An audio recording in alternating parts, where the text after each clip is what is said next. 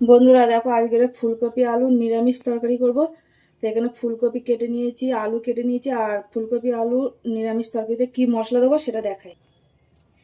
এখানে মশলার জন্য নিয়েছি অল্প ধনে, গোলমরিচ, জিরে, কাজু বাদাম, গোটা গরম মশলা, শুকনো লঙ্কা, কাঁচা লঙ্কা, আদা, দুটো টমেটো, তেজপাতা আর পোস্ত। এগুলো সব একসাথে তেলে ভেজে নেব। তো এখানে ভাজার জন্য তেল বসিয়ে দিয়েছি আর দিয়ে দেবো। ভাজার জন্য খুব ভালোভাবে নেড়ে দেবো। তো মশলা ভাজা হয়ে গেছে, আর এবার নামিয়ে নেবো, নিয়ে তারপর ঠান্ডা করে পেস্ট করবো। এবার ফুলকপিগুলো ভাজার জন্য দিয়ে দেবো। একটু হলুদ দিয়ে দেবো, অল্প নুন দিয়ে দেবো, ভাজার জন্য নেড়ে দেবো। ফুলকপিগুলো ভাজা হয়ে গেছে, আর এবার উঠিয়ে নেবো। এবার ফোড়নে দেবো জিরে, তেজপাতা আর হিং।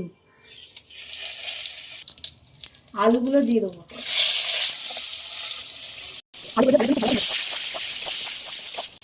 নুন দিয়ে দেবো, হলুদ দিয়ে দেবো, পেস্ট করা মশলাটা দিয়ে দেবো।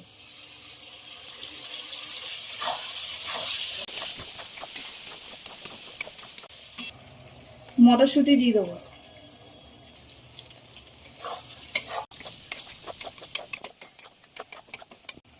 এবার ভেজে রাখা ফুলকপিটা দিয়ে দেবো। স্বাদ মতন একটু চিনি দিয়ে দেবো। ফুলকপিটা দিয়ে খুব ভালো করে আবারও কষানোর জন্য নাড়বো। খুব ভালো করে কষানো হয়ে গেছে, আর এবার জল দিয়ে দেবো। মশলার বাটি ধোয়া জল দিয়ে দেবো।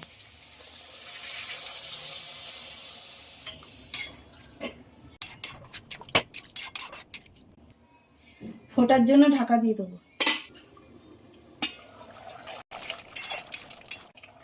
ওপর থেকে ধনে পাতা দিয়ে দেবো।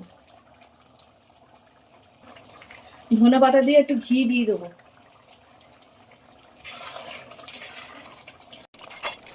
আর একটু 5 মিনিটের জন্য ঢাকা দেবো, দিয়ে নামিয়ে নেবো। তো বন্ধুরা দেখো, নিরামিষ ফুলকপি আলুর তরকারি হয়ে গেল। তো চলো আবার অন্য কোনো ভিডিওয় তোমাদের সাথে দেখা হবে। আর তোমরা সবাই ভালো থাকবে, সুস্থ থাকবে। টাটা।